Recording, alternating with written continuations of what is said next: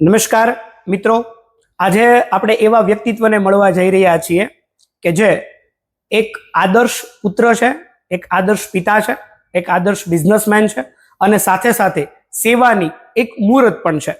મિત્રો, ઘણા બધા વ્યક્તિઓ એવું કહેતા હોય કે સાહેબ અમે વર્ક લાઈફ અને બેલેન્સ મેનેજ નથી કરી શકતા, પણ હું તમને એવા વ્યક્તિત્વ વિશે સાથે મુલાકાત કરવા જઈ રહ્યો છું જેમણે વર્ક લાઈફ બેલેન્સ તો બહુ સરસ રીતે મેનેજ કર્યું છે, પણ સાથે સાથે સોશિયલ લાઈન પર સરસ મજાની બેલેન્સ કરી રહ્યા છે.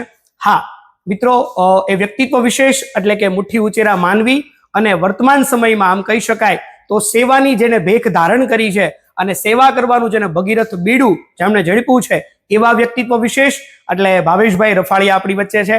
એકવાર ભાવેશભાઈ રફાળિયા માટે આપણે જોરદાર ક્લેપિંગ કરીએ, વિડીયોના માધ્યમથી, ડિજિટલ માધ્યમથી. સ્વાગત છે ભાવેશભાઈ આપનું, કેમ છો? થેન્ક યુ ચિરાગભાઈ. ભાવેશભાઈ, અમે આતુરતાપૂર્વક રાહ જોઈ રહ્યા હતા અને ઘણા બધા લોકોના ડીએમ આવતા હતા, ઘણા લોકોના કોલ આવતા હતા કે અમારે એવા વ્યક્તિત્વ વિશેષ વિશે માહિતી જોઈએ છે કે જે વર્તમાન સમયમાં સુરતમાં સમાજ સેવા કરતા હોય. ને કદાચ મારા શબ્દો ઓછા પડશે પણ આપણે ભાવેશભાઈને જ પૂછીએ કે ભાવેશભાઈ, આ સરસ મજાનું જે તમે વર્ક લાઈફ બેલેન્સ સાથે સરસ મજાનું જીવન મેનેજ કરી રહ્યા છો, એમની સફર, એમની જર્ની ક્યાંથી શરૂઆત થઈ, કેવી વિશેષતા રહી, કેવું માઇન્ડસેટ રહ્યું, આ બધી જ વાતો આપણે આજે જાણવાના છીએ. ભાવેશભાઈ, અમારો પહેલો પ્રશ્ન છે જી કે આપનું ગામ, આપનો અભ્યાસ શું છે અને આપ સંઘર્ષમય જર્ની કેવી રહી એના વિશેની જરાક વાત કરશો? મારું ગામ સરદારપુર, જુનાગઢ જિલ્લાના ભેસાણ તાલુકાના પરબધામની બાજુનું અમારું ગામ સરદારપુર. બરાબર. અભ્યાસ 10મા ધોરણ સુધી ગામડાની અંદર, 11-12 અમરેલીની અંદર અને ફાર્મસીનો અભ્યાસ કર્ણાટકની અંદરથી. શરૂઆતના તબક્કામાં પરિવારની અંદર સૌથી મોટો હું, પછી 2 બહેનો અને પછી ભાઈ. પપ્પા હીરાની અંદર સામાન્ય એવું કામ કરતા. એટલે સંઘર્ષ જીવનની અંદર ત્યારે તો ખબર જ નહોતી કે આને કોઈ સંઘર્ષ કહેવાય. બરાબર. અને આજે કોઈ વ્યક્તિ કન્સ્ટ્રક્શનની સાઈડ ઉપર કામ કરતા હોય, કોઈ લોખંડનું ગાડું ભરીને એક જગ્યાએથી બીજી જગ્યાએ મૂકવા જતા હોય, એ વ્યક્તિને આપણે એવું પૂછીએ કે તમે આ સંઘર્ષ કરી રહ્યા છો, તો એ હસતા મોઢે કહેશે કે સંઘર્ષ મને ખબર જ નથી, હું તો મારા જીવન નિર્વાહ કરવા માટે કામ કરી રહ્યો છું. અને એ કામનો એને વિશેષ આનંદ પણ આવતો હોય, પરંતુ એ કામ દરમિયાન વ્યક્તિ કેટલો આનંદ લઈ અને નવું વિચારી શકે છે અને નવા આયામ સર કરી શકે છે, ત્યારે એને એવું લાગે કે નહીં, આ આયામે પહોંચવા માટે મેં જૂના સમયની અંદર કે પાસ્ટમાં મેં જે કામ હતું એ મારો એક સંઘર્ષ હતો.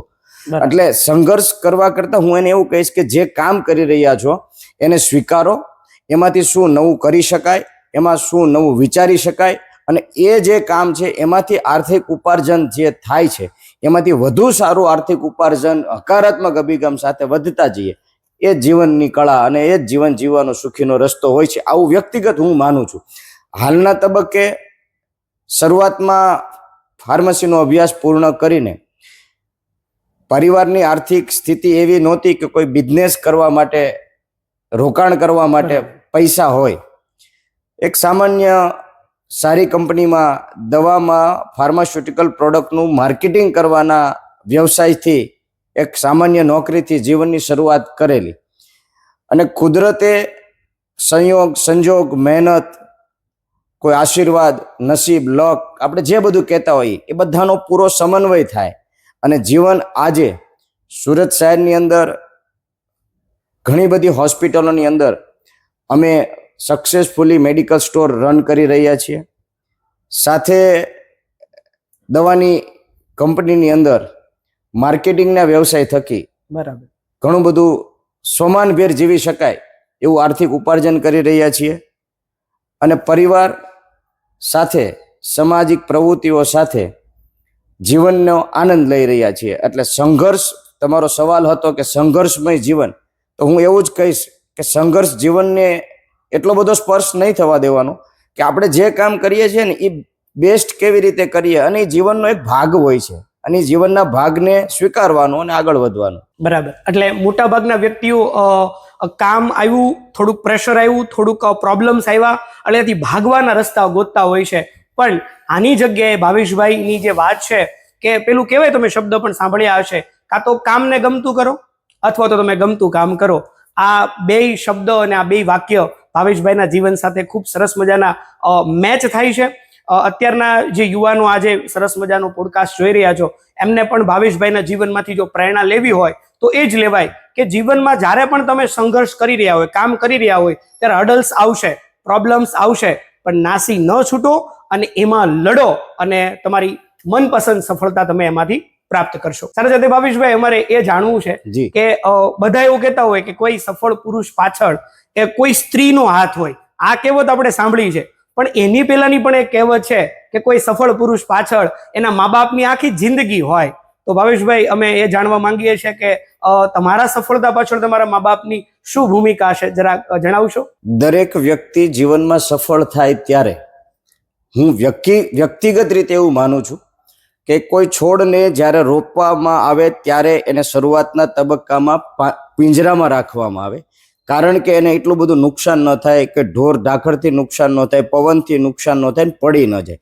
જ્યાં સુધી એના મૂળિયા મજબૂત ન થાય ત્યાં સુધી. એક સમય એવો આવે કે એટલા બધા મૂળિયા મજબૂત થઈ જાય, એ પોતે આવનાર મુસીબતો, તકલીફો, પીડાઓ, વેદનાઓને સહન કરવાની ક્ષમતા આવી જાય ત્યારે પિંજરું ઓટોમેટિક નીકળી જાય છે. એમ જ્યારે બાળક ઘરમાં જન્મવું હોય ત્યારે એને શિક્ષણ અપાવવું, એને મોટું કરવું, એને સામાજિક રીત રિવાજો સાથે એને સંઘર્ષમય જિંદગી જીવી શકે એવી માટે, સહન શક્તિ આવી શકે એના માટે, ધીરજ આવી શકે એના માટે મા બાપનો ખૂબ મોટો રોલ હોય છે. એટલે મા બાપે જીવનની અંદર મને આવા બધા સંસ્કારો સાથે એજ્યુકેશન અપાવવા માટેથી લઈ, સંસ્કારિક જીવન જીવવા માટેથી લઈ, સામાજિક રીત રિવાજો માટેથી લઈ ખૂબ સંઘર્ષ કર્યો.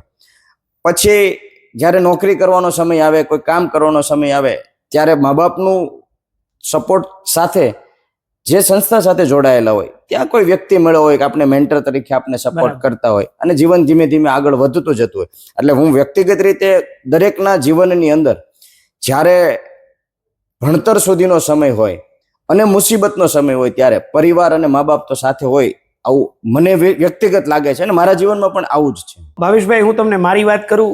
મારે પણ જ્યારે એજ્યુકેશનની મેં શરૂઆત કરી અને મારા જર્નીની મેં સ્ટાર્ટ કરી ત્યારે ઘણા બધા હર્ડલ્સ મારા જીવનમાં પણ આવ્યા હતા. ત્યારે મારા પપ્પા એક એવી ટેગલાઈન કહેતા કે તારો બાપ જીવતો હોય ને ત્યાં સુધી તારો કોઈ વાળ વાંકો ન કરી શકે. અમે જાણવા એ માંગીએ છીએ કે તમારા પિતાશ્રી કે માતાશ્રી તમને કોઈ એવી એક મોટિવેશન કે કોઈ ટેગલાઈન તમને વારંવાર કહેતા કે જે તમારા જીવનમાં અત્યારે પ્રેરણાદાયી છે? સામાન્ય રીતે પરિવારની આર્થિક પરિસ્થિતિ જ્યારે હું એજ્યુકેશન કાળમાં હતો ત્યારે એટલી બધી પરિવારની આર્થિક પરિસ્થિતિ સારી નહોતી. એટલે મારું બાળપણ એટલે બાળ મંદિરથી લઈ અને 12મા ધોરણનો અભ્યાસ મારા માતા પિતા સાથે રહીને નહીં, પરંતુ મારા મામાના ઘરે મારો થયેલો. બરાબર. પરંતુ મામાના ઘરે અને મારા મમ્મી પપ્પાની સાથે જ્યારે મળવા મૂકવાનું થતું ત્યારે એક વાક્ય, 2 વાક્ય, 3 વાક્ય એવા કોમનલી કહેવાતા, જે છે એને સ્વીકારો, નવું શીખો અને આગળ વધો. આ કોમન વાક્ય અમારા પારિવારિક રીતે મમ્મી પપ્પા દ્વારા હોય કે મામાના પરિવાર દ્વારા હોય. આવી પરિસ્થિતિ જોતા મૂકતા શીખતા મૂકતા અહીંયા સુધી પહોંચી ગયા. બરાબર. એટલે ભાવેશભાઈના મામા જે છે એ ભાવેશભાઈની જર્નીમાં પણ ખૂબ સારો સપોર્ટ કર્યો છે.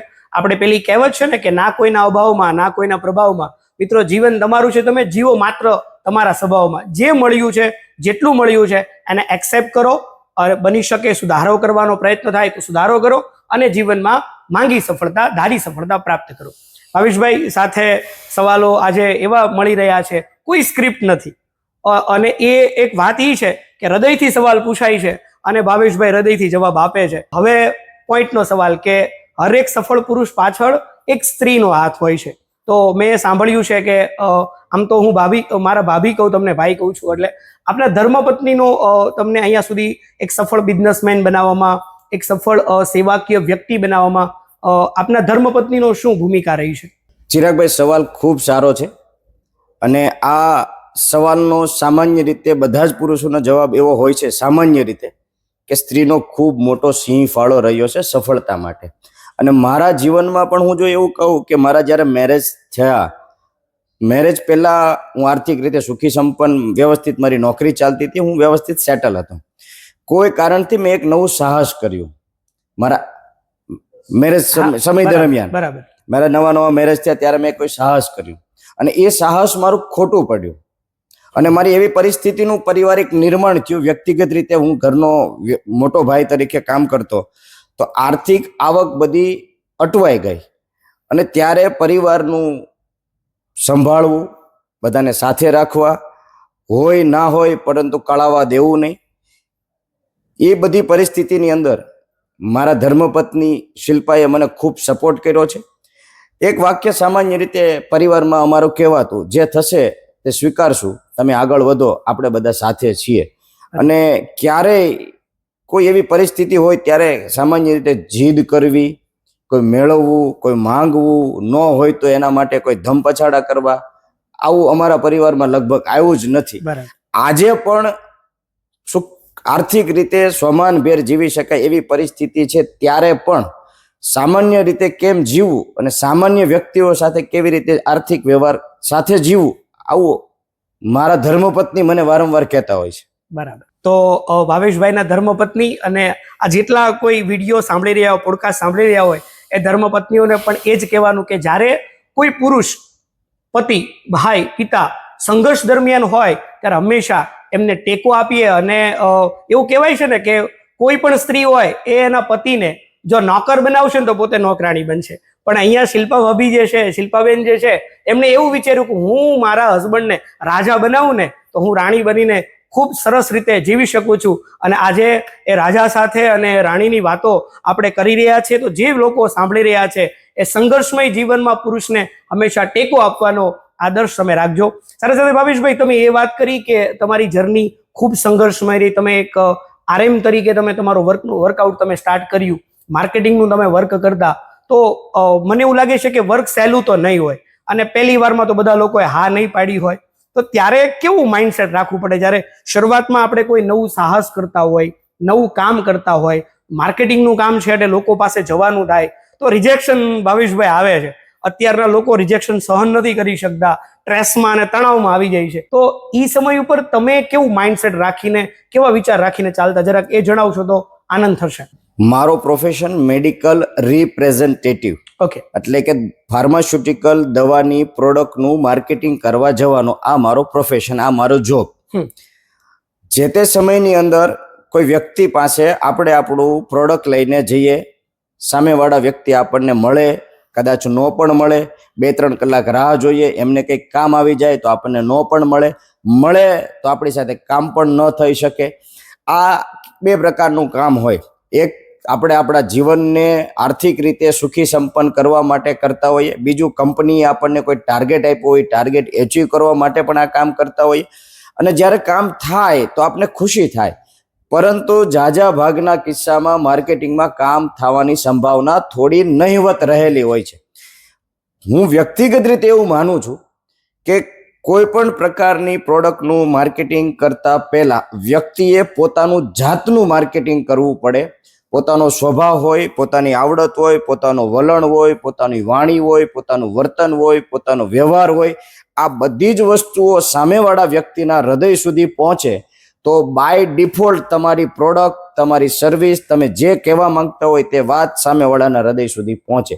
બરાબર. જ્યારે તમે એવું તમારું વ્યક્તિત્વ બનાવો તો મને લાગે છે કે સામેવાળા વ્યક્તિ સુધી તમે તમારી વાત પહોંચાડી શકો. પરંતુ આ બધું કરવા મૂકતા પહેલા માણસમાં સૌથી મહત્વની વસ્તુ હોવી જોઈએ ધીરજ, સંઘર્ષ કરવા માટેની શક્તિ, સહન કરવા માટેની શક્તિ, અવગણના અને આલોચનાને પાચન કરવા માટેની શક્તિ અને હકારાત્મક અભિગમ. આટલું ભેગું થાય તો મને એવું લાગે છે કે વ્યક્તિ સફળતા અથવા ધાર્યું પરિણામ મેળવવા માટે આશા રાખી શકે. એટલે મૂળમાં અહીંયા ભાવેશભાઈનું સીધી રીતે એવું કહેવું છે કે પરિસ્થિતિ કોઈ પણ હોય, તડકી હોય કે છાંયડો હોય, તમારે પોઝિટિવ માઇન્ડસેટ રાખવું પડે, ધીરજ રાખવી પડે. આપણે તો ખેડૂતના દીકરા છે ભાવેશભાઈ, તો આપણે સ્વાભાવિક રીતે આપણને ખબર છે કે એક ખેતરમાં સફરજન ઉગાડીએ અને એક ખેતરમાં પાઇનેપલ ઉગાડીએ, સફરજનને ઉગતા 6 મહિના લાગે અને પાઇનેપલને ઉગતા 1.5-2 વર્ષ લાગે. એટલે કહેવાનો મતલબ કે સફરજન 6 મહિનામાં ઉગે છે અને 50 રૂપિયાનું એક વેચાય છે, અને પાઇનેપલ છે 1.5-2 વર્ષે ઉગે છે પણ 200 રૂપિયાનું વેચાય છે. એટલે ટેક અ ટાઈમ. સફળતા છે એમાં તમારે ધીરજ રાખવો પડશે, સંયમ રાખવો પડશે અને મહેનત તમારે કન્ટિન્યુ શરૂ રાખવી પડશે. ના, હું નહીં કરું, મને નહીં ફાવે, મારાથી નહીં થાય, આવા શબ્દોને તમારે ગેટની બહાર, દરવાજાની બહાર, કંપનીની બહાર અને મગજની બહાર તમારે રાખવા પડશે. આવું ભાવેશભાઈના જવાબ ઉપરથી આપણને શીખવા મળે છે. આવો મિત્રો સાથે મળીને ભાવેશભાઈની આ સંઘર્ષમય જે જર્ની છે એમાંથી પ્રેરણા લઈએ અને આપણે પણ આપણા જીવનને એક નવી ઊંચાઈ આપીએ. ભાવેશભાઈ, મેં એવું સાંભળ્યું છે કે તમે એક સફળ બિઝનેસમેન છો, એક સફળ પિતા છો, પણ સાથે સાથે તમે સમાજ સેવાનું પણ ખૂબ સરસ મજાનું કામ કરી રહ્યા છો. તો આ વર્ક લાઈફ અને બેલેન્સની સાથે સોશિયલ લાઈફનું જે તમે વર્ક કરી રહ્યા છો એની થોડીક અમને જો માહિતી આપો તો અમને ખૂબ ગમશે. જીવન જીવવા માટે પૌષ્ટિક સંતુલિત આહાર ખાવો જોઈએ, બરાબર, જેમાં વિટામિન્સ, મિનરલ્સ, કાર્બોહાઈડ્રેટ વગેરે તત્વો હોવા જોઈએ. તો આપણે સંતુલિત જીવન જીવી શકીએ. એમ વ્યક્તિ પોતે પોતાનું જીવન જીવતો હોય ત્યારે ખાસ કરીને પારિવારિક, આર્થિક, સામાજિક અને સંબંધોને જો સંતુલિત બેલેન્સ કરીને જીવન જીવે તો મને વ્યક્તિગત રીતે એવું લાગે છે કે માણસ સર્વગુણ સંપન્ન તો નહીં પણ મહદ અંશે પોતાની જીવન સારી રીતે, સુખમય રીતે જીવે એવું લાગે. જ્યારે વ્યક્તિ સમાજ સેવા તરફ જતો હોય ત્યારે કાં એને પરિવારમાંથી પ્રેરણા મળી હોય, કાં એને કોઈ વ્યક્તિમાંથી પ્રેરણા મળી હોય, કાં એને કોઈ જગ્યા ઉપરથી ઉપકાર મળ્યો હોય અને ઉપકારના ભાવથી એને લાગે કે હવે મારે આ સમાજને ફરી વખત રિટર્ન આપવું છે, ત્યારે એને આ પ્રેરણા મળી હોય. અને ચોથું છે, ક્યાં એનું કોઈ જગ્યા ઉપર અપમાન થયું હોય અને એને પ્રેરણા મળી હોય કે નહીં, હવે આ અપમાન થયું છે ને એને પણ મારે સમાજ સેવા કરી અથવા આને મારી અપમાનને યોગ્ય રીતે ન્યાય મેળવવા માટે મારે સમાજ સાથે જોડાઈને સમાજની સેવા કરવી છે. મહાત્મા ગાંધીજીને આફ્રિકાની અંદર ટ્રેનમાંથી વર્ણના આધારે ધક્કો મારીને નીચે ઉતારવામાં આવે છે અને એમના અંદરથી એક પ્રેરણા થાય છે કે નહીં, મારે મારા દેશને આઝાદ કરવો છે, મારા દેશમાંથી આ ગોરી પ્રજાને છોડાવવી છે. તો આ વ્યક્તિ કઈ રીતે પ્રેરણા લે છે એના આધારે સમાજ સેવા થઈ શકે છે. બસ ભૂખ્યા પેટે ભક્તિ ન થાય, આ કાયમિક યાદ રાખવું. પરિવાર સ્વમાન ભેર જીવી શકે એના માટે આર્થિક ઉપાર્જન હોવું જોઈએ, સંબંધની દ્રષ્ટિએ સ્વસ્થ હોવા જોઈએ અને સાથે સમાજ સેવા કરવી જોઈએ, જેથી કરીને આ પૃથ્વી ઉપર આવ્યા છે એનો આપણને આનંદ થાય. બરાબર. એટલે ભાવેશભાઈનું એવું કેવું છે કે લોકોના મહેલ જોઈને પોતાના ઝૂંપડા ન બાળવા જોઈએ અને પોતે જે પણ કોઈ મકાનમાં રહેતા હોય, પછી ઘરનું હોય કે પછી ભાડાનું હોય, બરાબર, અને એમાં તમે સરસ મજાની જોબ કે સરસ મજાનો બિઝનેસ તમે કરો છો, એમાંથી અમુક ભાગ ઈશ્વરનો રાખવો જોઈએ. ભાવેશભાઈના પિતાશ્રી છે કે માતાશ્રી છે, એમની પાસેથી જ્યારે અમે વાત કરી ત્યારે એવું ખબર પડી કે પહેલાના સમયમાં જ્યારે આપણા બા રોટલી બનાવતા તો પહેલી રોટલી એક કૂતરા માટેની અને બીજી રોટલી એક ગાય માટેની. તો આવા શબ્દોમાંથી ભાવેશભાઈને પ્રેરણા મળેલી છે કે ભાઈ મારા મમ્મી અને મારા પિતાશ્રી જો આ વર્ક કરી રહ્યા હોય તો હું પણ સમાજ સેવાનું સરસ મજાનું વર્ક કરું ને ત્યાંથી સરસ મજાની સેવા કરી રહ્યા છે. ભાવેશભાઈ, મારે એ જાણવું છે કે સમાજ સેવા દરમિયાન તમે કોઈ સંસ્થા સાથે એવા જોડાયેલા છો અને અત્યાર સુધીમાં તમે કેટલા લોકોને આર્થિક રીતે અથવા તો જેવી રીતે પણ તમે મદદરૂપ થયા હોય એના વિશેની કોઈક વાત તમે કરશો તો અમને ચોક્કસથી ગમશે. સમાજ સેવા કરવા માટેથી સામાન્ય રીતે ઘણી બધી પ્રવૃત્તિઓ સમાજમાં થઈ રહી છે. બરાબર. એમાં કોઈ લોકો આરોગ્ય રિલેટેડ સેવા કરે, કોઈ શૈક્ષણિક રિલેટેડ સેવા કરે, કોઈ સમાજના ઉત્થાન અને ઉત્કર્ષ માટેની સેવા કરે, કોઈ લોકો પર્યાવરણને અનુલક્ષીને સેવા કરે. આવી વિવિધ પ્રકારની સામાજિક સેવાઓ સમાજમાં થઈ રહી છે. જ્યારે હું પટેલ વિદ્યાર્થી આશ્રમ અમરેલીમાં ભણતો તો એ સંસ્થાનો મારા ઉપર એક ઋણ હતું, ઉપકાર હતો કે ભાઈ આ સંસ્થાએ, આ સમાજે મને ભણવા માટેની નાની એવી મદદ કરી અને એ મદદને આધીન હું ભણી શક્યો.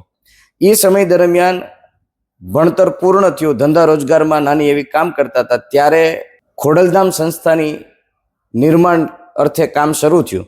તો આપણને એવું લાગ્યું કે દરેક જ્ઞાતિ, દરેક ધર્મના પોતાના એક સરસ મજાના સંગઠન છે અને એ પોતાના સંગઠન થકી સમાજ ઉત્કર્ષના અને ભવિષ્ય નિર્માણના સારા કામ થઈ રહ્યા છે. તો લેવા પટેલ સમાજની કોઈ એવું મોટું એક છત્ર છાયા અને એક ધાર્મિક પોતાની નીચે બધા ભેગા થઈ રહ્યા છે, તો ચાલો ને આપણે પણ આવું કંઈક કામ કરીએ તો જેના થકી સમાજના જરૂરિયાતમંદ લોકો અને વંચિત પરિવારને કંઈક મદદરૂપ થઈ શકાશે. તો ત્યાંથી સમાજ સેવાની શરૂઆત થયેલી અને સુરત શહેરની અંદર શ્રી સૌરાષ્ટ્ર પટેલ સેવા સમાજ શ્રીમાન કાનજીભાઈ ભાલાળા સાહેબના પ્રમુખ સ્થાનેથી અને સમાજના ખૂબ બધા દાતાશ્રીઓના સહયોગથી વરાછા રોડ ઉપર જમનાબા વિદ્યાર્થી ભવન જે નિર્માણ થઈ રહ્યું છે, અને આ જે જમનાબા વિદ્યાર્થી ભવન નિર્માણ અર્થેથી સામાજિક ક્ષેત્રે આપણે વિદ્યાર્થીઓને ઉચ્ચ અભ્યાસ માટે સારી સેવા આપી શકીશું. કિરણ મહિલા ભવનના નિર્માણ થકી મહિલાઓના સારા શિક્ષણ માટે અને ઉજ્જવળ ભવિષ્ય માટે આપણે મદદરૂપ થઈ શકીશું. તો આ જે બે ભવન નિર્માણ થઈ રહ્યા છે એની અંદર મારાથી શક્ય હોય એવી થઈ શકે એવી સામાજિક પ્રવૃત્તિ કરવાનું કામ કરીએ છીએ. શ્રીમાન કાનજીભાઈ ભાલાળા સાહેબ દ્વારા અત્યારની પ્રવર્તમાન પરિસ્થિતિની અંદર રોટી કપડા અને મકાનથી ઉપર શું જરૂર છે વ્યક્તિ અને સમાજને, તો કે હેલ્થ, પોતાની વેલ્થ અને હેપીનેસ. તો હેલ્થ, વેલ્થ અને હેપીનેસને કેન્દ્રમાં રાખીને ચાલતો કાર્યક્રમ એટલે વિચારોના વાવેતર, થોટ્સ દે થોટ્સ. તો એની અંદર આપણાથી થઈ શકે એવું કામ કરવાનો હાલના તબક્કે હું પ્રયત્ન કરી રહ્યો છું. બરાબર, ખૂબ સરસ વાત કરી ભાવેશભાઈ. અત્યારે પટેલ સમાજ માટે જો ગર્વની વાત હોય અને એની વાત કરીએ તો હોસ્ટેલ પ્રોજેક્ટની ભાવેશભાઈએ વાત કરી કે જે વિદ્યાર્થીઓ છે જેમને ભણવું છે પણ એમના પરિવારની આર્થિક પરિસ્થિતિ એવી નથી, તો ત્યારે પટેલ સમાજમાં સૌરાષ્ટ્ર પટેલ સેવા સમાજનું જે હોસ્ટેલ પ્રોજેક્ટ છે એમાં વિદ્યાર્થીઓ એડમિશન લઈ અને સારામાં સારું અભ્યાસ, સારામાં સારું એજ્યુકેશન પ્રાપ્ત કરી શકે છે. સાથે સાથે ભાવેશભાઈ વાત કરી કાનજીભાઈ ભાલાળા સાહેબની, તો હાલતી ચાલતી યુનિવર્સિટી જેમને કહેવાય, અને કાનજીભાઈના વિચારો થકી હજારો વિદ્યાર્થીઓ, લાખો વિદ્યાર્થીઓ અને વ્યક્તિઓએ પ્રેરણા લીધી છે. પણ કાનજીભાઈનું સરસ મજાનું માર્ગદર્શન ભાવેશભાઈને મળી રહ્યું છે. અને ભાવેશભાઈની બહુ સરસ મજાની વાત જો તો તમને કહું તો ભાવેશભાઈ પોતે એક સ્પીકર પણ છે. તો ભાવેશભાઈને આપણે પૂછીએ, ભાવેશભાઈ આ સ્પીકર બનવાની પ્રેરણા અને પોતાના વિચારો હજારો વિદ્યાર્થીઓ સુધી અને પરિવાર સુધી તમે પહોંચાડો છો, એમના વિશેની થોડી વાત કરીએ. ભાવેશભાઈ ગામના પરિવારના સ્નેહ મિલન હોય, લગભગ દર વર્ષે 100 કરતા વધુ સ્નેહ મિલનમાં ભાવેશભાઈ પોતે જાય છે અને પોતાના વિચારો, આપણે જે સૌરાષ્ટ્ર પટેલ સેવા સમાજનો હોસ્ટેલ પ્રોજેક્ટ બની રહ્યો છે એમના વિચારો, પોતાના વિચારો, આવી વાત અને વિચાર આ સ્નેહ મિલનમાં કરી રહ્યા છે. તો ભાવેશભાઈને પૂછે, ભાવેશભાઈ તમે એ શું વાત છે જરાક અમને પણ જણાવશો? તમે શરૂઆતમાં એક વાત કરેલી ચિરાગભાઈ, ગમતું કામ કરવા મળે તો માણસ સફળતા ઝડપથી પ્રાપ્ત કરે, અથવા કામ મળે એને તમે ગમતું કરો. તો હું માર્કેટિંગના વ્યવસાય સાથે જોડાયેલો વ્યક્તિ હતો.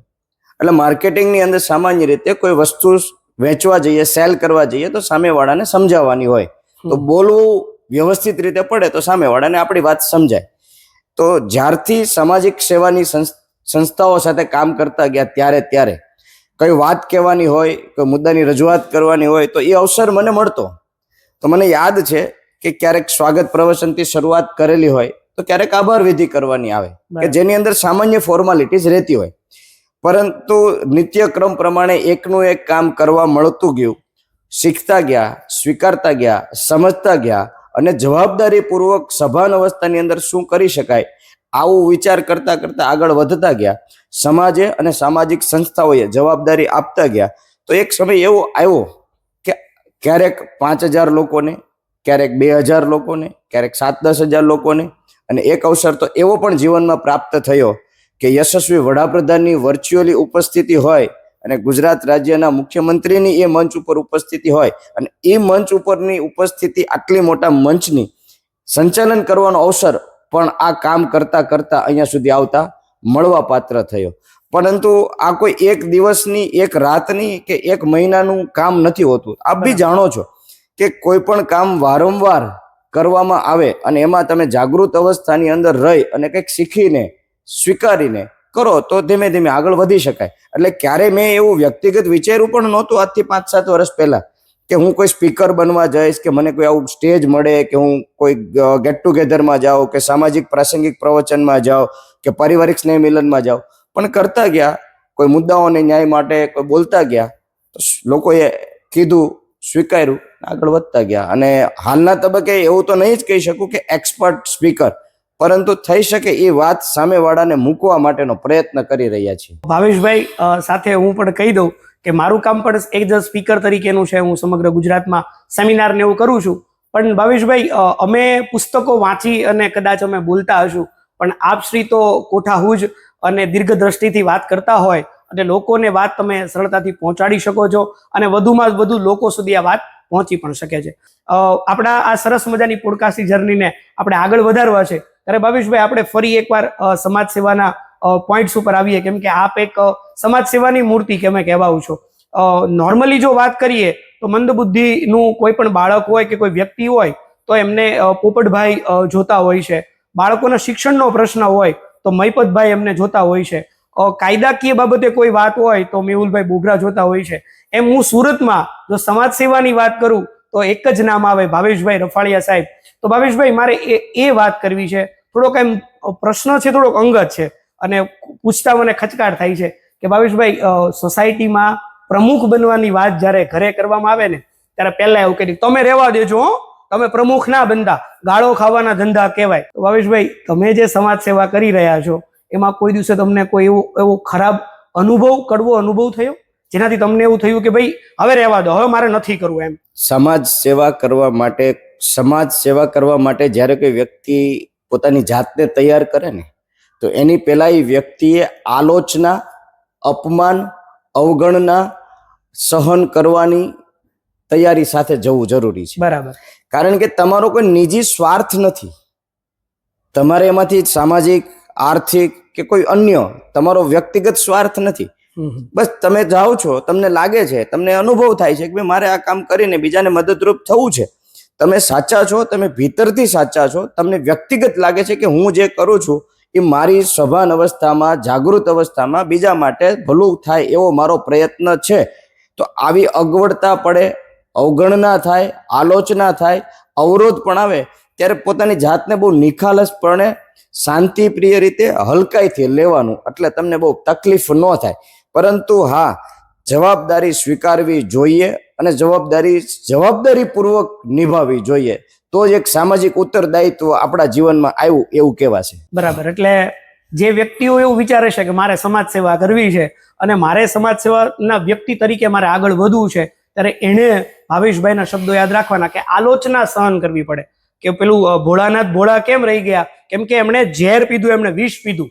તો કડવા ઘૂંટડા પીવા પડશે, અપમાન થશે, લોકો ખરાબ શબ્દો પણ કહેશે, પણ તમે તમારા લક્ષ્યથી વિચલિત ન થાવ અને તમે નક્કી કર્યું છે કે ભાઈ મારા આ જીવનમાં આ મને મનુષ્ય દેહ મને મળ્યો છે, મનુષ્ય અવતાર મને મળ્યો છે, એ કિંમતી છે. એ હું મારા માટે જીવું છું, મારા પરિવાર માટે જીવું છું, બરાબર છે. પણ હવે મારે મારા દેશ માટે જ્યારે જીવવાની વાત આવે ત્યારે આ સમાજ સેવાનો સરસ મજાની પ્રેરણામૂર્તિ એટલે કે ભાવેશભાઈને આપણે ચોક્કસથી યાદ કરવા જોઈએ, સાંભળવા જોઈએ.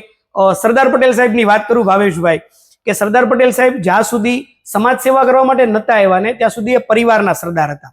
પણ કોઈ જ્ઞાતિ, કોઈ જાતિને ધ્યાનમાં રાખ્યા વગર એમણે સેવા કરી તો એમના મૃત્યુ પછી પણ સ્ટેચ્યુ ઓફ યુનિટી બને છે. એટલે હવે એ સૌના સરદાર થયા. એટલે ભાવેશભાઈ વાત કરી એ પ્રમાણમાં કે જ્યારે તમે કામ કરતા હોય, નોકરી ધંધો બધા લોકો કરતા હોય તો ત્યારે તમે પરિવારના છો, પણ જ્યારે તમે સમાજ સેવા કરવા માટે આવો છો ત્યારે તમે સર્વ સમાજના તમે થાવ છો.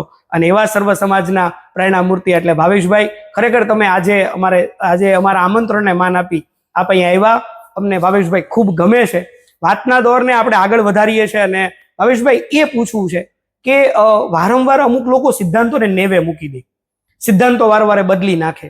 તો એવા તમારા જીવનમાં કયા એવા સિદ્ધાંતો છે, એવા દ્રઢ તમે જે માન્યતાઓ રાખી હોય કે બસ હું સિદ્ધાંતો સાથે બાંધછોડ નહીં કરું, એવા સિદ્ધાંતો વિશે આપ જણાવશો તો ખૂબ આનંદ થશે. સમાજ સેવા કરતા હોય તો એના પર્ટિક્યુલર એક સિદ્ધાંતો હોય. બરાબર. ધંધો રોજગાર કરતા હોય તો એના પણ એક સિદ્ધાંતો હોય. સંબંધો આપણે કોઈ વ્યક્તિ વિશેષ સાથે હોય એના પણ એક સિદ્ધાંતો હોય.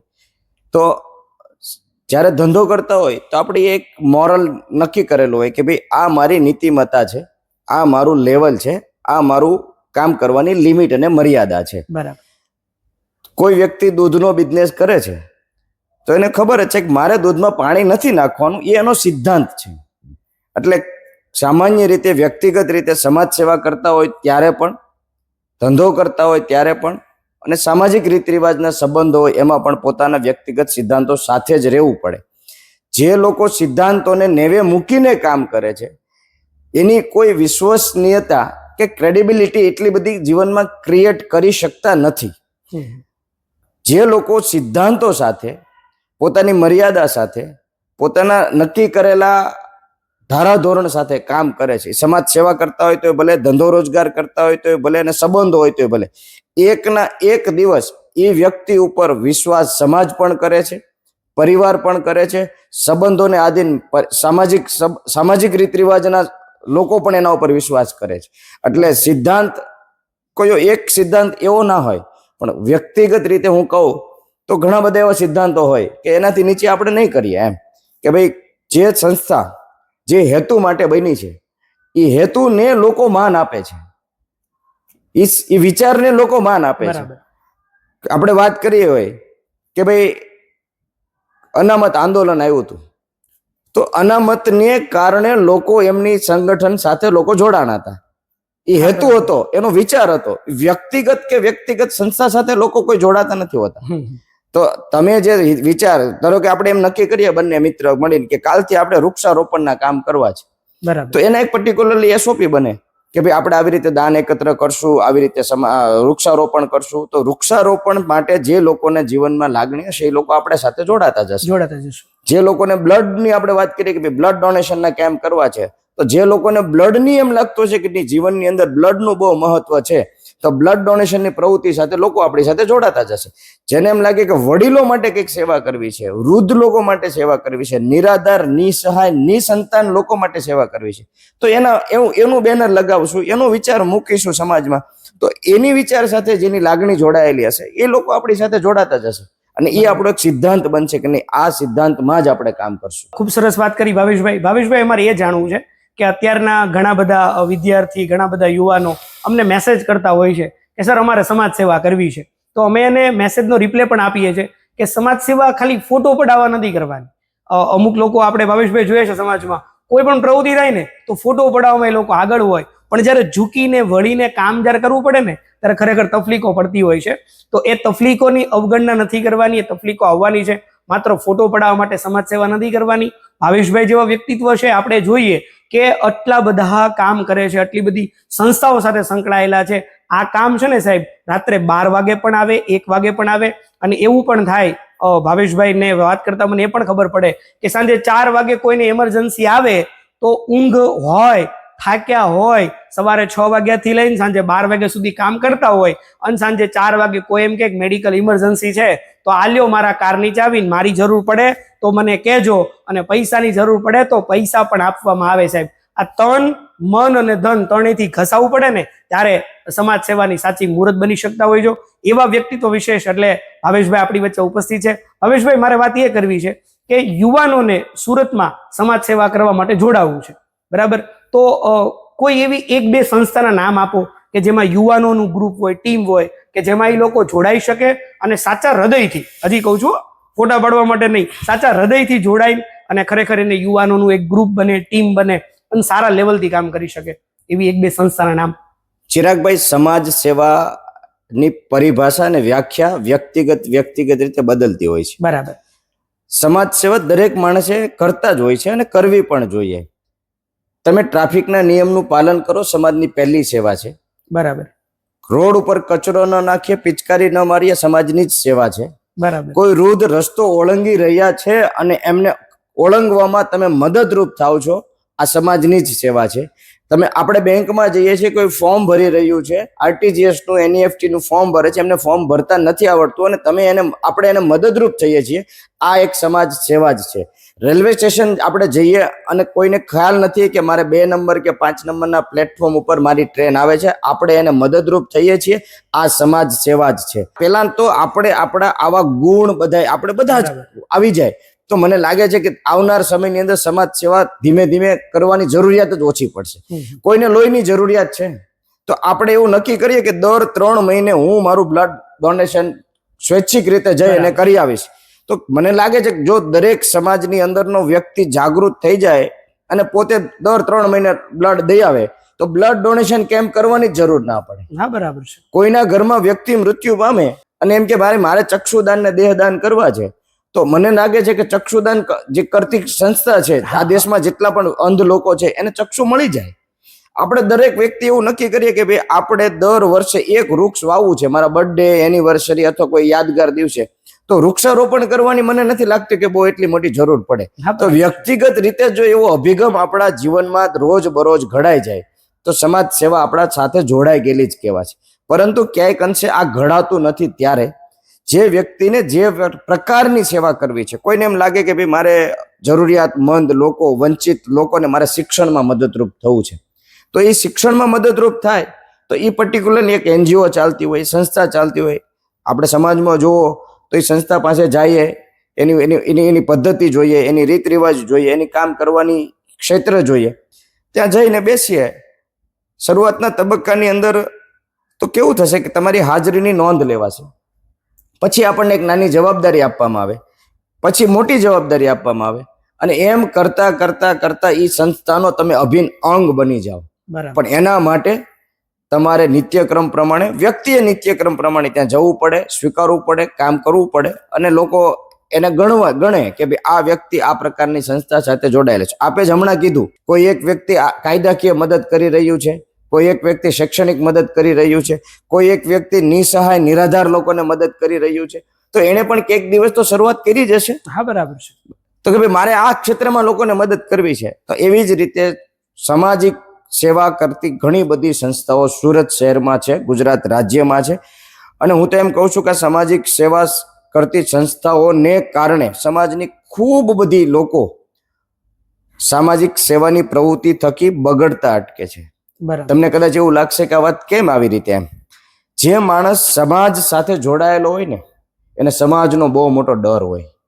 સંવિધાનથી કદાચ તમે સમાજ સુધારી શકો કે ના શકો એ બહુ મને ખબર નથી, પરંતુ સામાજિક માણસ જો કોઈને બનાવી દેવામાં આવે ને તો એ માણસ બગડતો નથી, આ જરૂર મને ખબર છે. બરાબર. એટલે ભાવેશભાઈની ખૂબ સરસ મજાની વાત છે. આખું જો આપણે તારણ કાઢીએ તો એવું કહેવાય કે ભાવેશભાઈએ કીધું કે બ્લડ ડોનેટ જો તમે દર 3 મહિને તમે કરો તો બ્લડ ડોનેશન કેમ્પ કરવાની જરૂર જ ના પડે. મિત્રો, વાત એ કરવી છે કે નિયમ તો સીધો સિમ્પલ કુદરતનો એક જ છે કે જો આપણા શરીરમાંથી દર 3 મહિને આપણે બ્લડ ડોનેટ કરીએ તો શરીરમાંથી જૂનું લોહી જાય અને નવું લોહી બનવાની વ્યવસ્થા થઈ જાય. ભાવેશભાઈ જે સમાજ સેવાની વાત કરશે ને સમાજ સેવામાં પોતાના પૈસાથી સમાજ સેવા કરે છે, તો નિયમ એક જ છે કે જો તમારા ઘરમાંથી જૂના લક્ષ્મીમાં જશે તો નવા લક્ષ્મીમાં આવવાની ઓટોમેટિક ભાવેશભાઈ વ્યવસ્થા થઈ જાય છે. એટલે સીધું અને સિમ્પલ વાત કરું તો અત્યારના સમયમાં લોકોએ યોગી થવાની જરૂર નથી, લોકોને ઉપયોગી થવાની જરૂર છે. અત્યારના સમયમાં લોકોએ સાધુ થવાની જરૂર નથી, પણ સીધું થવાની જરૂર છે. એટલે ઓટોમેટિક આખો સમાજ જે છે એની સરસ મજાની સેવા પણ આ એક પ્રકારની સેવા જ છે. ભાવેશભાઈ, આપણે અંત તરફ આગળ વધવું છે ત્યારે એક સવાલ મારા મનમાં એ હતો કે યુવાનો માટે, તમે અત્યારના સમયના જે યુવાનો છે એ અનગાઈડેડ મિસાઇલ થઈ ગયા છે. તમે જોયું હશે, હમણાં સૈયારા મૂવી આવ્યું તો બધા લોકો આપણે થિયેટરમાં રડતા દેખાય છે. તો આ જે યુવાનો, ભારતના દેશના યુવાનો, આખા પૃથ્વી ઉપર જેટલા દેશો છે એમાં સૌથી વધુ યંગસ્ટર યુવાનો ભારત દેશમાં છે, અને આવી રીતે યુવાનો અનગાઈડેડ મિસાઇલ થઈ જાય છે, તો એમના માટે કંઈક આપ કહેવા માંગશો ખરા?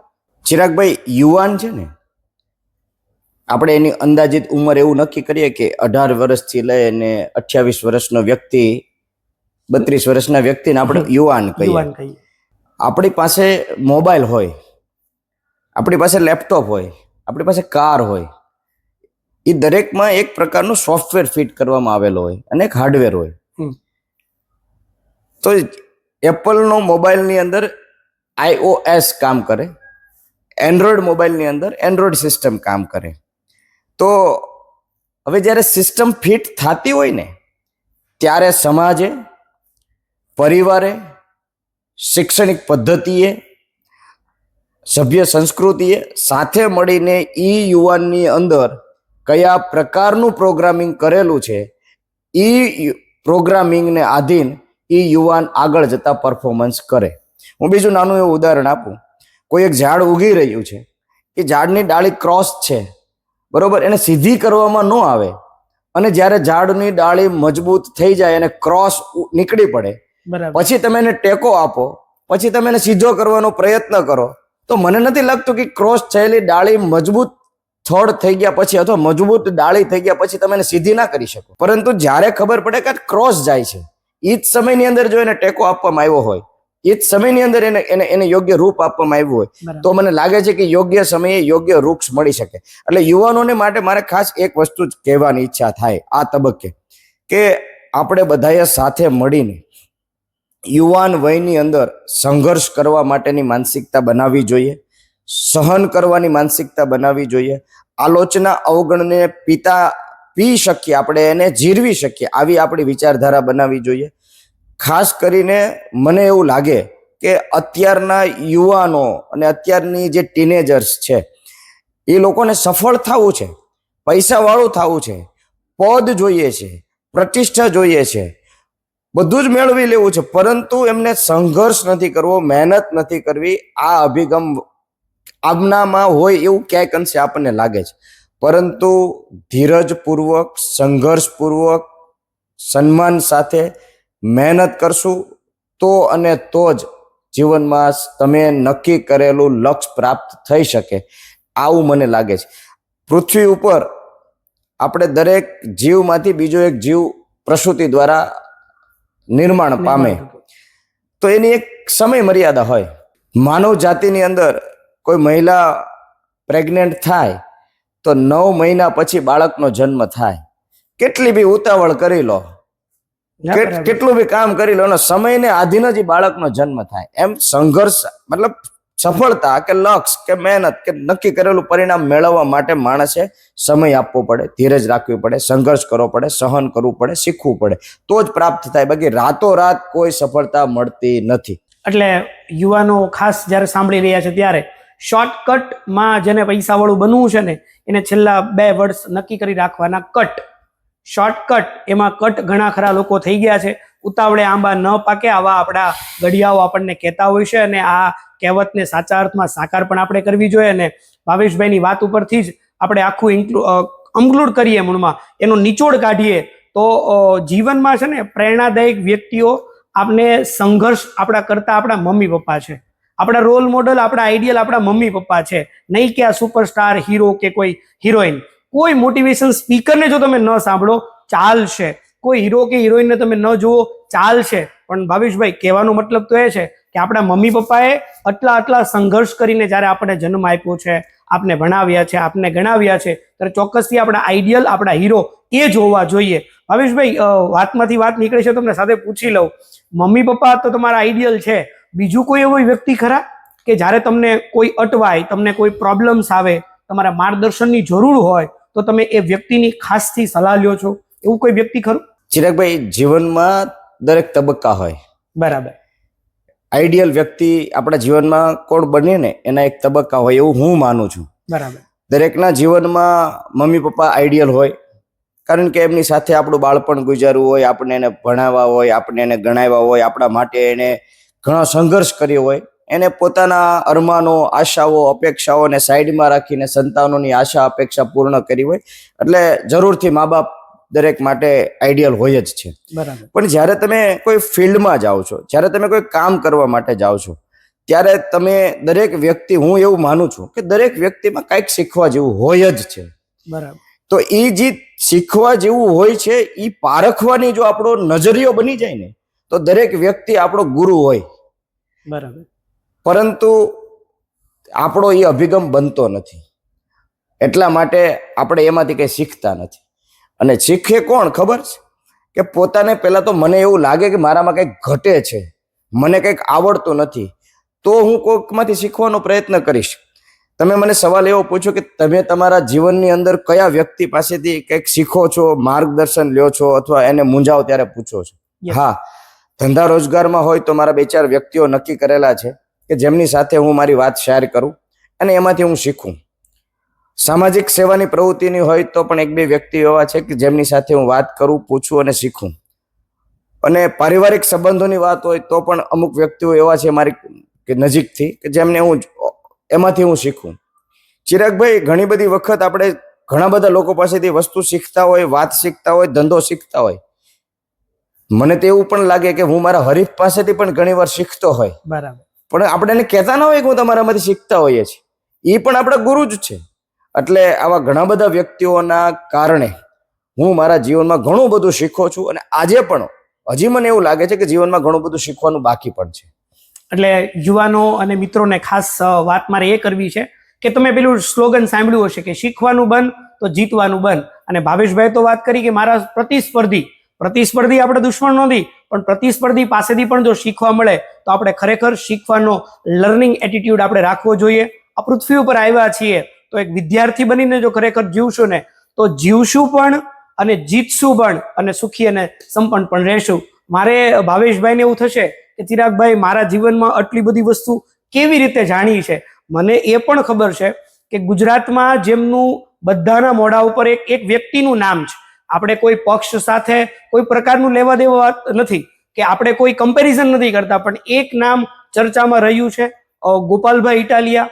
અને મને એ પણ વાત જાણવા મળી છે કે ગોપાલભાઈ ભાવેશભાઈના ખાસ મિત્ર છે. તો ભાવેશભાઈ મારે એ જાણવું છે કે ગોપાલભાઈ અને તમે તમારી મિત્રતા કેવી રીતે બની, અને જરાક એમના વિશેની થોડીક વાત કરશો તો અમને ગમશે. તમારો પ્રશ્ન બહુ સારો છે. રાજકીય વ્યક્તિ તરીકે ગોપાલભાઈ મારા મિત્ર પછી બન્યા. બરાબર. અનામત આંદોલન ચાલતું હતું ત્યારે અલ્પેશભાઈ કથિરિયા પણ મારા મિત્ર છે, હાર્દિકભાઈ પટેલ પણ મારા મિત્ર છે, ગોપાલભાઈ ઇટાલિયા પણ મારા મિત્ર છે. અનામત આંદોલન દરમિયાન કોઈ કામથી મળતા મૂકતા વિચારો શેર કરતા, એટલે એમાંથી અમારી બધાની એકાબીજા પ્રત્યેની વિચારોની દ્રષ્ટિએ, સમાજ સેવાની દ્રષ્ટિએ કંઈક કરવાની ભાવનાથી બધાની સાથે મિત્રતા થઈ. બરાબર. એક સમય એવો આવ્યો કે દરેક વ્યક્તિએ પોતાની રીતે રાજકીય ક્ષેત્રમાં જવાનું પસંદ કર્યું.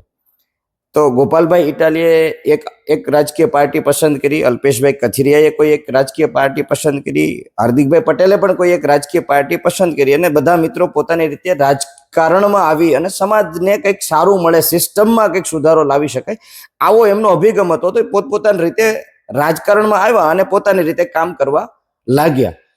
તો વ્યક્તિગત રીતે મિત્રતા તો અમારી બધાની રાજકારણમાં કોઈ જ નહોતું ત્યારની અમારી મિત્રતા છે બધાની. બરાબર. પણ હવે તો એ પોતાની રીતે કોઈ એક પક્ષમાં ગયા, અને પોતામાં કૌશલ્ય હોય તો માણસ એમ લાગે કે મારે આ કરવું છે તો એ વિચારધારા સાથે જોડાય. તો મિત્રતા થોડી પૂરી થઈ જવાની છે કોઈની પણ સાથેથી. હા, બરાબર. કારણ કે અમારે તો રાજકીય સંબંધની પહેલાની મિત્રતા છે. બરાબર. મને એ જાણવું છે કે ભાવેશભાઈ રફાળિયા છે એ ભવિષ્યમાં માનો કે 5-10 વર્ષમાં કોઈ પક્ષ સાથે જોડાવા જઈ રહ્યા છે કે એમનો ફ્યુચર પ્લાનિંગ શું છે ભાવેશભાઈ? જરાક એ જણાવશો તો મને ખૂબ આનંદ થશે. ચિરાગભાઈ, હું વ્યક્તિગત રીતે દરરોજ કંઈક સારું થાય ને મારાથી અથવા મારા જીવનમાં મારા માટે, આવો મારો અભિગમ રહ્યો છે. બરાબર. કારણ કે એવા પરિવારથી બિલોંગ્સ કરતા હતા કે ક્યારે એવી કલ્પના નહોતી કરી કે ભાઈ જીવન અહીંયા સુધી પહોંચાડશે અથવા અહીંયા સુધી પહોંચીશું. પણ હા, દરરોજ એ અભિગમ દરરોજ રાખતા હતા, અને આજે પણ એ જ અભિગમ છે. પારિવારિક, આર્થિક, સામાજિક કોઈ પણ જગ્યાએ દરરોજ કંઈક સારું કરવું, દરરોજ કંઈક શીખવું, દરરોજ કંઈક સ્વીકારવું, દરરોજ કંઈક સકારાત્મક અભિગમ સાથે વાત કરવી. જીવન અહીંયા સુધી પહોંચાડ્યું છે તો 5-10 વર્ષ પછી જીવન નક્કી કરશે કે આજે જે શીખી રહ્યા છે, જે દિશામાં જઈ રહ્યા છે, એ આવનાર સમયની અંદર નક્કી કરશે. ભાવેશભાઈ, પૂછાય નહીં પણ વાત નીકળી છે તો પૂછી લઉં. ભવિષ્યમાં માનો કે સરકારશ્રી તરફથી, કેમ કે તમે જે લેવલ ઉપર અત્યારે સુરતમાં કામ કરી રહ્યા છો, ગુજરાતમાં પણ કરી રહ્યા છે, ભવિષ્યમાં સરકારશ્રી તરફથી એવું નક્કી કરવામાં આવે કે ભાવેશભાઈને કોઈ પર્ટિક્યુલર એક ખાતાની જવાબદારી સોંપવી છે, તો ભાવેશભાઈ જરાક એ કહેશો કે તમે કયું ખાતું પસંદ કરવાનું વિચારશો? કલ્પનાઓમાં રાચવા કરતા વાસ્તવિકતામાં જીવવું વધારે સારું છે. આપણી લાયકાત, આપણી આવડત એવા કોઈ ક્ષેત્રમાં છે નહીં કે આપણને કોઈ ખાતું સોંપે. પરંતુ એવું લાગે કે જે લોકો જે ખાતા સંભાળે છે એમાંથી આરોગ્ય, શિક્ષણ અને સુરક્ષા, બરાબર, આ 3 ખાતા જે લોકો સંભાળે છે ને એ હજી સારી રીતે કરે તો સમાજના દરેક માણસની સૌથી પહેલી જરૂરિયાત વિશ્વના કોઈ પણ દેશની અને ભારત દેશની, સુરત શહેરની, ગુજરાત રાજ્યની એ રહેલી છે. શિક્ષણ, આરોગ્ય અને સુરક્ષા જો વ્યક્તિને સારી રીતે મળે તો સમાજ આખો સારો નિર્માણ થાય. બરાબર. એટલે કોઈ પણ દેશને જો આગળ વધવું હોય તો શિક્ષણ, આરોગ્ય અને સુરક્ષા જો સારામાં સારા પ્રમાણમાં મળી રહે તો એ દેશનો વિકાસ ખૂબ ઝડપે થઈ શકે છે. ભાવેશભાઈ, અમારે એ જાણવું છે કે તમે સુરત અને સમગ્ર ગુજરાતમાં કઈ સેવાભાવી સંસ્થા સાથે તમે હાલમાં સંકળાયેલા છો અને કાર્યરત છો? ચિરાગભાઈ, હાલમાં સૌરાષ્ટ્ર પટેલ સેવા સમાજ સુરત દ્વારા નિર્માણ પામનાર જમનાબા વિદ્યાર્થી ભવન અને કિરણ મહિલા ભવન જે સેવાકીય પ્રવૃત્તિ થઈ રહી છે એમાં જોડાયેલા છીએ.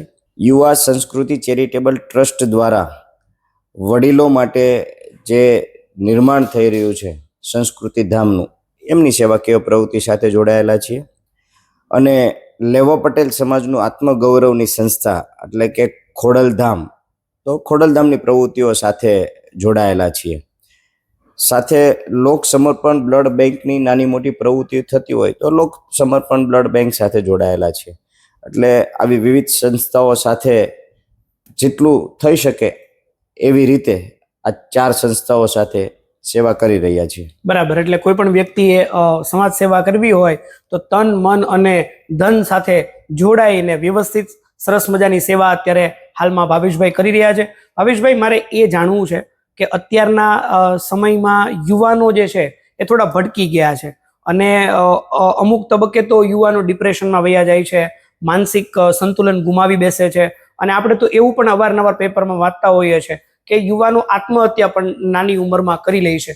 તો ભાવેશભાઈ, એમના વિશે તમારે શું કહેવું છે? આને રોકવા માટે શું કરવું જોઈએ? કોઈ પણ ઘટના કોઈ એક પર્ટિક્યુલર ક્ષણે બનતી નથી. બરાબર. એ ઘટના બનવા પાછળ ઘણો બધો લાંબો સમય લાગ્યો હોય છે. જેમ આગળ પણ આપણે વાત કરી કે ભાઈ આપણે પરફોર્મન્સ આવે ત્યારે ચિંતા કરીએ છીએ, એનું રિઝલ્ટ આવે છે ત્યારે ચિંતા કરીએ છીએ, પરંતુ આત્મહત્યા કરે ત્યારે આપણે ચિંતા કરીએ કે ભાઈ યુવાનો આત્મહત્યા કરી રહ્યા છે. પરંતુ અત્યારના સમયની અંદર આત્મહત્યા નિવારણ કરવા માટે મને એવું લાગે છે કે યુવા પેઢીને ખાસ કરીને સમાજ સાથે જોડવી જોઈએ, સંસ્કૃતિ સાથે જોડવી જોઈએ, સંસ્કાર સાથે જોડવી જોઈએ, સહનશક્તિ સાથે જોડવી જોઈએ, ધીરજ સાથે જોડવી જોઈએ, ધાર્મિકતા સાથે જોડવી જોઈએ, સ્પિરિચ્યુઅલિટી સાથે જોડવી જોઈએ. આપણે બધા જ સમાજના જ માણસો છીએ, તો આપણા જ ઘરે કોઈ યુવાન છે તો એને આવી બધી પ્રવૃત્તિઓ સાથે જોડીએ તો મને લાગે છે કે એ વ્યક્તિની જીવનમાં જ્યારે કોઈ એને ગમતું પ્રવૃત્તિ અથવા ગમતું રિઝલ્ટ નથી આવતું અથવા મનગમતું મળતું નથી ત્યારે એ આત્મહત્યા કરવાનો પ્રયત્ન કરે છે. તો એ કદાચ આવી પ્રવૃત્તિ સાથે જોડાયેલા હશે તો મનથી એટલા બધા મજબૂત થઈ ગયેલા હશે કે જે કંઈ પણ ઘટના બને એને સ્વીકારી શકશે, સમજી શકશે અને પોતે ફરી પાછા ઊભા થઈ શકશે અને આત્મહત્યા જેવો વિચાર એમના જીવનમાં નહીં આવે. બરાબર છે. એટલે ભાવેશભાઈનો કહેવાનો મતલબ એવો છે કે જો તમે સમાજ સેવા કરતા અલગ અલગ ટીમ કે અલગ અલગ ગ્રુપમાં તમે જોડાયેલા હોય તો તમારી જ ઉંમરના યુવાનો એક ગ્રુપમાં હશે. તમે તમારા મમ્મી પપ્પાને વિચાર રજૂ નથી કરી શકતા, પણ એ તમારા ટીમના જે ગ્રુપના મિત્રો છે એને તમે તમારા વિચારો રજૂ કરી શકો છો. એ જ ઉંમરના છે તો તમને એ જ ટાઈમનું સરસ મજાનું તમને સરળતાથી સોલ્યુશન પણ તમારા પ્રશ્નોનું મળી રહેશે, સાથે સાથે હિંમત પણ તમને મળી રહેશે. એટલે કોઈ પણ વ્યક્તિ જો આત્મહત્યા કરવાનું વિચારતા હોય તો એને આત્મહત્યા કરતા એને એવું વિચારે કે હું સમાજ સેવાના કામથી કરું, મારું જીવન મારે પૂરું તો કરી જ દેવું છે, પણ એની જગ્યાએ જો હું લોકોની સેવામાં મારું જીવનને વ્યતીત કરું તો ખરેખર ઈશ્વર પણ એક તબક્કે રાજી થશે. સાથે સાથે ભાવેશભાઈ, મને એવું જાણવા મળ્યું છે કે તમે વાંચવાના ખૂબ શોખીન છો. તો અત્યારે અમારા મિત્રો જાણવા માંગે છે કે વાંચવાનું મહત્વ શું હોય, કઈ પુસ્તક અત્યારે યુવાનોએ વાંચવી જોઈએ, જરાક એમના વિશે જણાવશો?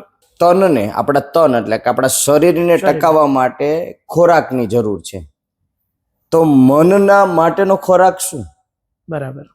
આપણે એમ કે આમની વિચારધારા આવી, એમની મનની મજબૂતાઈ આવી, એમની નિર્ણય શક્તિ આવી, તો એ મનની મજબૂતાઈ, નિર્ણય શક્તિ, વિચારધારા, એમનું વલણ, એમનો અભિગમ કેમ બન્યું? તો મને એવું વ્યક્તિગત રીતે લાગે છે કે શરીરનો ખોરાક આપણે ખાઈએ છીએ, રોટલી શાક દાળ ભાત એ છે, તો મનનો ખોરાક વાંચન છે. વાંચન થકી માણસની વિચારધારા, વિચારવાની ક્ષમતા અને પોતાની વલણ અને વ્યવહાર બધું બદલે છે. એટલે વાંચન એ મનનો ખોરાક છે, એટલે જરૂરથી દરેક વ્યક્તિએ વાંચવું જોઈએ. હવે શું વાંચવું જોઈએ, તમારો સવાલ એવો છે. દરેક ઉંમર પ્રમાણે માણસને વાંચવા માટેની અલગ અલગ બુક માર્કેટમાં અવેલેબલ છે. હવે એક ધંધા રોજગાર કરતો વ્યક્તિ હોય તો એમણે ધંધા રોજગારની અંદર કેવી રીતે સફળતા મળી શકે, શું કરવાથી જીવનની અંદર આગળ વધી શકાય એવી વિવિધ બુકો વાંચવી જોઈએ. એક ઉંમર થઈ ગઈ છે કે ભાઈ હવે મારે સ્પિરિચ્યુઅલ બુક વાંચવી છે, તો સ્પિરિચ્યુઅલ બુકની ઉંમર પૂરી, સ્પિરિચ્યુઅલ એજ હોય તો ત્યારે સ્પિરિચ્યુઅલ બુક, ધાર્મિક બુકો વાંચવી જોઈએ. બાળક છે અને એને તમારે વાંચન પ્રત્યેનો અભિગમ કેળવડાવવો છે તો વ્યક્તિએ નાની નાની બુકો એમને આપવી જોઈએ બાળકને, અને એ બાળક નાની નાની બુકો વાંચશે તો એક સમય આવશે કે બાળક મોટી બુક પણ વાંચવા માટે પ્રેરાશે. એટલે ભાવેશભાઈનો કહેવાનો મતલબ એ છે કે તમે જે એજના છો એ પ્રમાણમાં તમે બુક્સ વાંચો, અને એવું કહેવાય છે કે વાંચે એને ઉગે, ઉગે એને કોઈ ન પૂગે. એટલે એક બુક એટલે એક લેખકનું આખું એક જીવન કહેવાય. લેખક સાથે તમે વાત કરતા હોય ને એવી રીતનો બુકમાં તમને અહેસાસ થશે. એટલે અત્યારે ડિજિટલ જમાનામાં જે લોકો વાંચવાનું ભૂલી ગયા છે એ ફરી પાછા વાંચતા થશો, અને જો વાંચશો તો આ કોમ્પિટિશનના જમાનામાં, સ્પર્ધાના જમાનામાં તમે બધા કરતા આગળ આવી શકશો, આવું ભાવેશભાઈનું કહેવું છે. આ સરસ મજાનો પોડકાસ્ટ માં પોતાનો કિંમતી સમય ફાળવીને ભાવેશભાઈ રફાળિયા આપ ઉપસ્થિત રહ્યા. આપનો હૃદયપૂર્વક ખૂબ ખૂબ આભાર. અને ભાવેશભાઈનું જીવન જે સંઘર્ષથી સફળતા સુધી હતું એ આપણને ખરેખર ખૂબ ગમ્યું. અને જો મને તો ગમે છે, પણ જો તમને પણ ગમે ને તો તમારા મિત્રો સુધી ચોક્કસથી તેમને શેર કરજો. કેમ કે ભાવેશભાઈ પોતે એક આદર્શ પુત્ર છે, એક આદર્શ પિતા છે, એક આદર્શ બિઝનેસમેન છે, અને સાથે સાથે એક આદર્શ સેવાભાવી વ્યક્તિ તરીકે સમગ્ર સુરત અને સમગ્ર ગુજરાતમાં કામ કરી રહ્યા છીએ. ત્યારે આવો સાથે મળીને ભાવેશભાઈ રફાળિયાના આ વિચારને ગુજરાતના દરેક યુવાનોના હૃદય સુધી આપણે પહોંચાડીએ. આ તબક્કે ભાવેશભાઈ આપનો હૃદયપૂર્વક ખૂબ ખૂબ આભાર. ચિરાગભાઈ, આપનો અને આપની ટીમનો હૃદયપૂર્વક આભાર, કારણ કે આજે તમારી પાસેથી પણ હું ઘણું બધું શીખવા મળવા પાત્ર થયું છે. ફરી એક વખત દરેક દર્શક મિત્રોનો અને આપનો આભાર. Thank you.